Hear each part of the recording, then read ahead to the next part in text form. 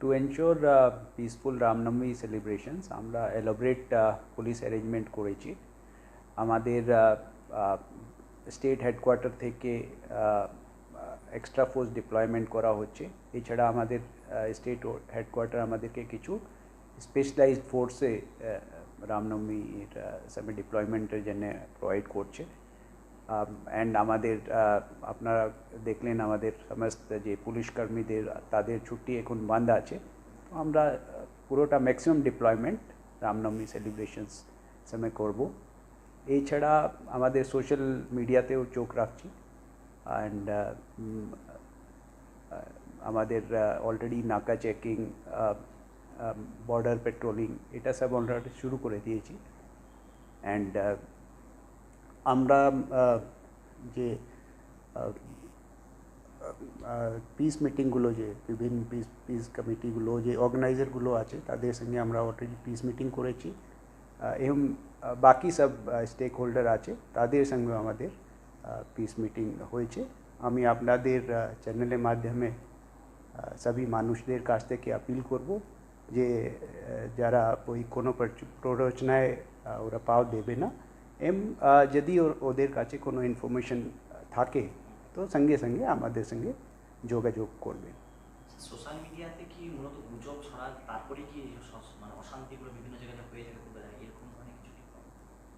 না, অনেক সময় হয় কি আমরা সোশ্যাল মিডিয়াতে একটু টেন্ডেন্সি থাকে আনভেরিফাইড রিপোর্টসগুলো ওটা আমরা সার্কুলেট করে দিই, যেখান থেকে অনেক সময় গুজব ছড়ানো হয়। তো সেটা করা উচিত নেই। সেটার জন্য আমি সাধারণ মানুষকে বলছি কি unless that information is verified ওরা ফার্দার ওকে সার্কুলেট করবে না, আননেসেসারি সোশ্যাল মিডিয়াতে আপলোড করবে না। যদি ওই ইনফরমেশন নিয়ে কিছু বিভ্রান্তি থাকে তো সঙ্গে সঙ্গে ওরা পুলিশকে কন্ট্যাক্ট করবে। স্যার, উত্তরবঙ্গের কোন জেলাগুলো তো এই উৎসবকে ঘিরে মানে বেশি ফোর্স থাকছে, বাড়তি নজরদারি থাকছে? না, আমাদের উত্তরবঙ্গে 9টা পুলিশ ডিস্ট্রিক্ট আছে। প্রত্যেক জেলাতেই কিন্তু খুব বড় আকারে এবার রামনবমী সেলিব্রেশনস প্রস্তুতি চলছে। বাট বিশেষকর যে বড় রকম প্রসেশনগুলো যেখানে হয় সেটা আমি বলে দিচ্ছি, আমাদের ইসলামপুর থেকে খুব বড় প্রসেশন হয়। এছাড়া মালদাতে অনেক বড় বড় প্রসেশন বেরোয়। আমাদের যে দার্জিলিং যে প্লেন এরিয়া যে এখানে আছে ওখানে অনেক প্রসেশন হয়। এছাড়া আমাদের কুচবিহার, আলিপুরদুয়ার সব মিলিয়ে প্রত্যেক জেলাতেই কিন্তু রামনবমী প্রসেশন বেরোবে। স্যার, মূলত দেখা যায় একটা জিনিস, অনেক সময় বিশৃঙ্খলা করার চেষ্টা করা হয়। এই যে ধরে না হলে কীভাবে ব্যবস্থা নেওয়া হবে, মোকাবিলা করা হবে? না, বিশৃঙ্খলা যেহেতু না হয় সেই জন্য আমরা একটা তো আমাদের এক্সট্রা ডিপ্লয়মেন্ট থাকছে।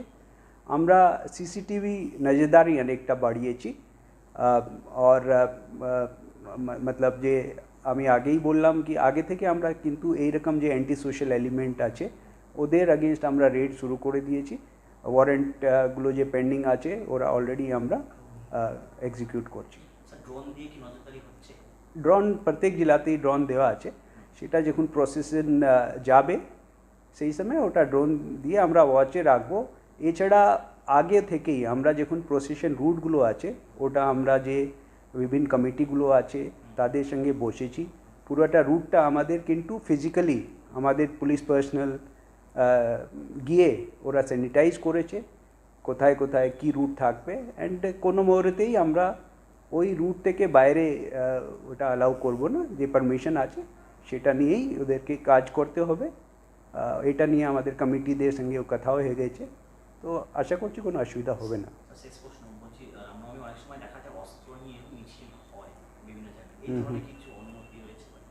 না, ওটা আমরা যে পারমিশন যখন দিচ্ছি ওর মধ্যে সমস্ত গাইডলাইন্স দেওয়া আছে। ওই গাইডলাইন্স কিন্তু সমস্ত মেনে চলতে হবে।